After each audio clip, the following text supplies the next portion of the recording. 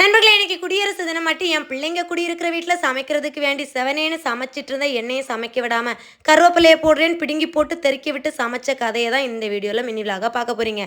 நான் ஒரு பக்கம் மதிய சாப்பாட்டுக்கு பீன்ஸ் கூட்டு கிண்டிட்டு இருக்க, இன்னொரு பக்கம் நாங்க கிண்டுறோம் பண்டத்துக்கு மாவுன்னு கேட்டு மல்லு வச்சு கொடுத்து விட்டேன். கோதுமை மாவு, அந்த மாவை பிசைஞ்சு எடுத்து என்னமோ செய்யறாங்களேன்னு கிட்ட கிட்ட போய் பார்த்துட்டு பார்த்துட்டு வந்துக்கிடுவேன். கொஞ்ச நேரத்தில் நானும் சின்ன பிள்ளையாவே மாறி அவங்க கூட போய் ஜாயிண்ட் ஆகிடுவேன். அப்படியே நல்லா கொன்று எடுத்த மாவை பரத்தி போட்டு கூட்டு மூடி கொண்டு ரவுண்ட் ரவுண்டாக சேப்பு கட் பண்ணி எடுத்து வச்சுக்கிட்டோம். இந்த ரவுண்டுக்குள்ளாடி தேங்காய் சர்க்கரை இதெல்லாம் வைக்கணும்னு சொல்லிட்டு தேங்காய் திருவக்கு ஆள் ஆளுக்கு மத்துறேன். கடைசியில் என்ன இருந்தது, நாட்டு சர்க்கரை, அதை மட்டுமே வச்சு பொதிஞ்சு மாவை சுருட்டி எடுத்து வச்சிருந்து அதுக்கு ஒரு 4-5 கை வேலை பார்த்து. ஆனால் என் கை மட்டும்தான் வீடியோவில் வரும், மற்ற கையெல்லாம் வீடியோக்கு வரமாட்டேன். நடம்பிடிச்சனால வீடியோவில் வராது. சரியா?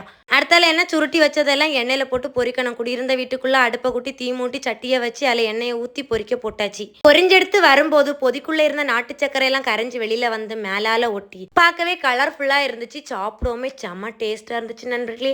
ஏனோ தானோன்னு பண்ணாதான் ருசியாக இருக்கும் பண்டம். இதோட முடியலை, எண்ணெய் இன்னும் மிச்சம் இருக்கிறனால இன்னும் 2 பண்டம் பொரிக்க போகிறோம். என்னங்கிறத அடுத்த வீடியோவில் பாருங்கள். இந்த வீடியோ பிடிச்சா லைக் பண்ணுங்கள், ஃபாலோ பண்ண மறந்துடக்கூடாது. சரியா?